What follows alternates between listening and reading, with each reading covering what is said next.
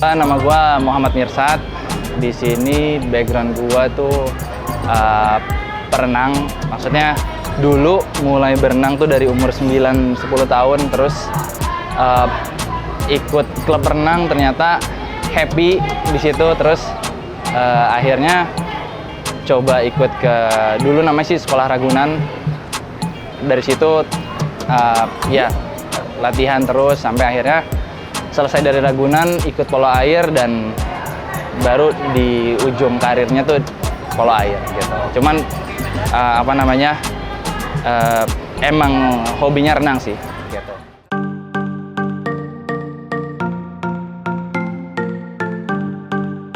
Awalnya tuh diajak keluarga berenang di villa, terus diajak sama om pada saat itu, terus tenggelam.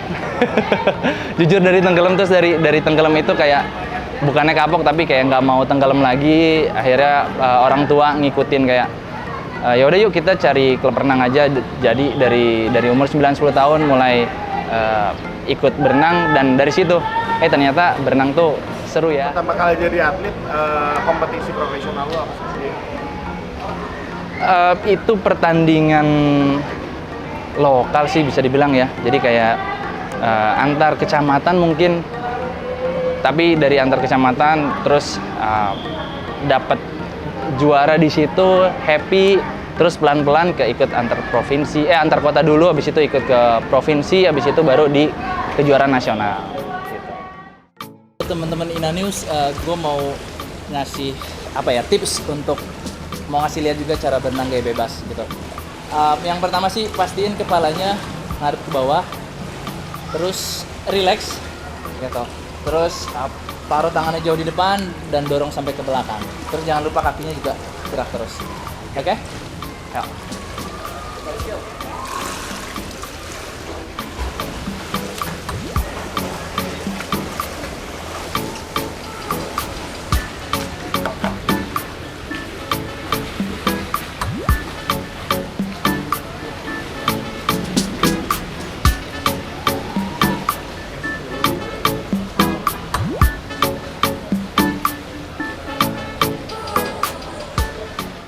Ngomongnya itu bagusnya dimulai dari usia berapa, memang kita dari usia semakin dini sih semakin bagus.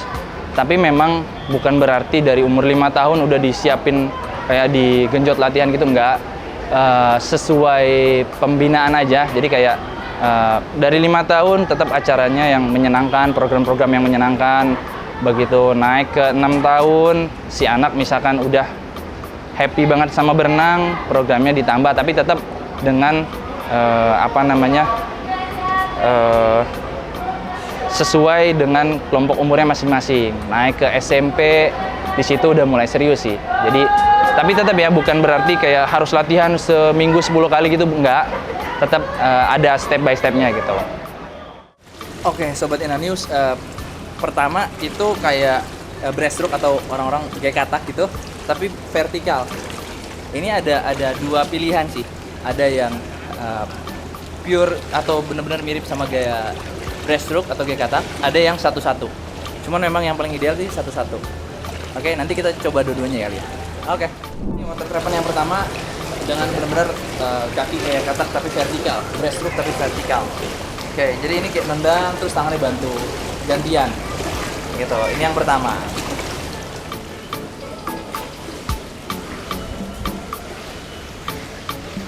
Kedua, ini favorit saya, favorit gua itu satu-satu, mirip kayak kaki kayak breaststroke atau kayak katak, tapi dia satu-satu. Nah kalau kayak gini enaknya dia lebih stabil dibandingin yang dua-dua bareng. Ini kan bareng nih, naik turun. Kalau yang satu-satu dia lebih stabil dan bahkan bisa angkat kedua tangan gitu. Cuman kalau untuk mau lebih santainya lagi, tendangnya lebih santai, dibantuin sama tangannya juga bisa.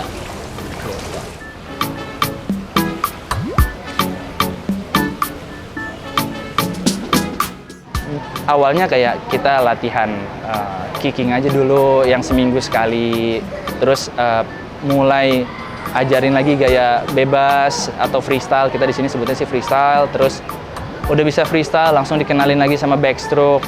Nah, biasanya kalau udah sampai backstroke, dia belajar breaststroke atau G-katak, mungkin kita seringnya di sini dengarnya G-katak. Itu mulai di di offer ke orang tuanya, Bu, ini anaknya udah mulai bisa 3 gaya. Terus atau Pak, misalkan ya. Terus kita bisa ngarahin si anak tuh kalau misalkan ke jenjang yang lebih serius, latihannya yuk ditambah gitu. Tadinya seminggu sekali, yuk kita mulai ke seminggu 2 kali. Si anaknya happy, prestasinya makin naik gitu. Makin bisa 3 gaya misalkan, terus bisa 4 gaya, kupu, punggung, dada bebas. Itu kan semua gaya ya. Ya bisa jadi seminggu 3 kali, pelan-pelan naik gitu. Cuman memang yang idealnya sih dari umur 5 tahun kan itu pelan-pelan ya. Itu lebih awal sih lebih bagus gitu.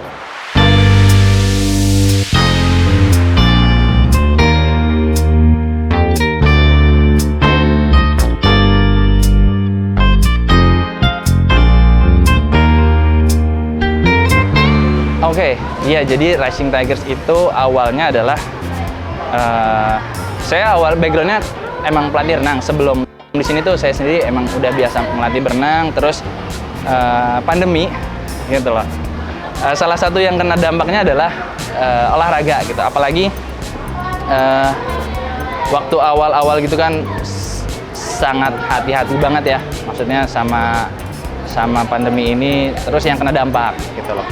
Nah, akhirnya justru dari situ saya sama temen-temen, yuk kenapa nggak kita bikin klub renang sendiri aja gitu loh. Toh memang saya sendiri backgroundnya atlet dan seneng ngelatih juga, seneng anak-anak juga. Terus ditambah ada beberapa temen yang hebat juga di bidang polo air. Ya udah dari situ kayak kita bikin. Awalnya itu awal ngobrol sih pertengahan 2020. Serius.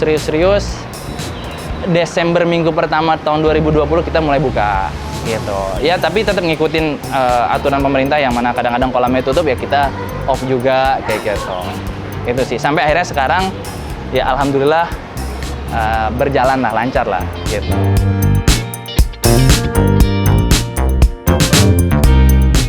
Di Indonesia sendiri ada renang indah, polo air, lompat indah, sama perairan terbuka. Jadi open water gitu. Jadi kayak renang. Kalau yang renang itu renangnya di kolam berenang, kalau perairan terbuka tuh tandingnya di luar kolam berenang sih, bisa di danau, bisa di laut kayak gitu. Biasanya itu nomornya juga jarak-jarak panjang ya gitu, jarak jauh. Gitu. Oke, Sobat Inanius, gue pengen ngasih tahu gimana cara berenang biar ngedapetin speed yang lebih kenceng sama cara ngatur nafasnya. Pertama, ya tentunya latihan. Kedua, sering-sering dilatih posisi tangannya high elbow. Kita nyebutnya high elbow. Jadi bukan yang hanya ditarik sikutnya. Jadi turunin dulu tangannya ke bawah, terus push sampai belakang. Itu akan bikin kita berenang jadi lebih cepat. Untuk nafasnya, kita ambil nafas, terus buangnya pelan-pelan, jangan sampai 100% habis. Gitu dia. Oke, let's go.